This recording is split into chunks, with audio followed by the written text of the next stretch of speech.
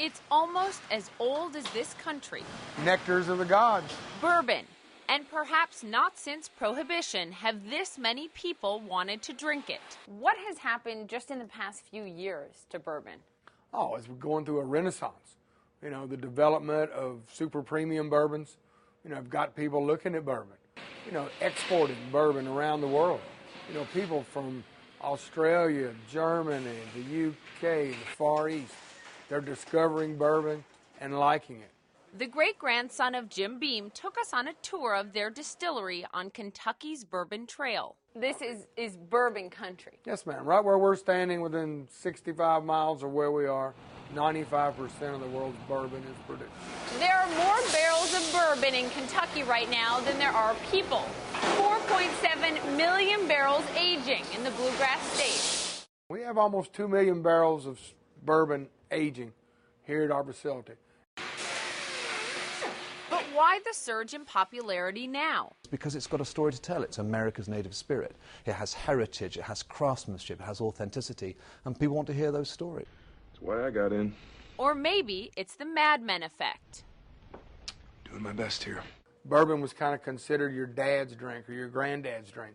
Nobody fooled with it much. We're starting to see the growth.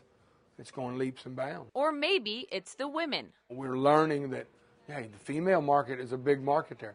And for years, everybody neglected the women because they never thought they would drink bourbon. The growing middle class in China, in India, how much does that play into premium brands selling better overseas? Is that a big driver of this? Yes, it is. It's a very important driver. So as the consumers in markets like India and China emerge and as their income grows, they will convert from their local spirits to international spirits. But a wobbly global economy could jeopardize that. Last year alone, almost $1.4 billion of liquor was exported from America. Almost 70% of that was whiskey, and a big portion, bourbon. Why? Because you can't make it just anywhere. In 1964, Congress decreed bourbon a distinct product of the United States, just like Scotch only comes from Scotland. And that's what's keeping these jobs in Kentucky. It is America's native spirit. This is American as it gets. And America still sells. Is this the busiest year you've had yet? Oh, yes.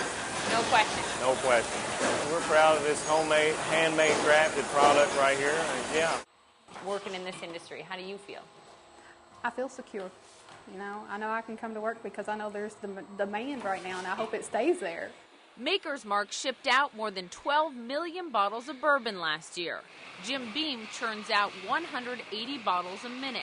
And the Kentucky Bourbon Trail gets 450,000 visits a year. This is one thing you can never outsource, no matter what. No, ma'am. This is something we do right here in Kentucky. We've been doing it for over 200 years, and we'll be doing it for 200 years in the future. In Claremont, Kentucky, Poppy Harlow, CNN Money.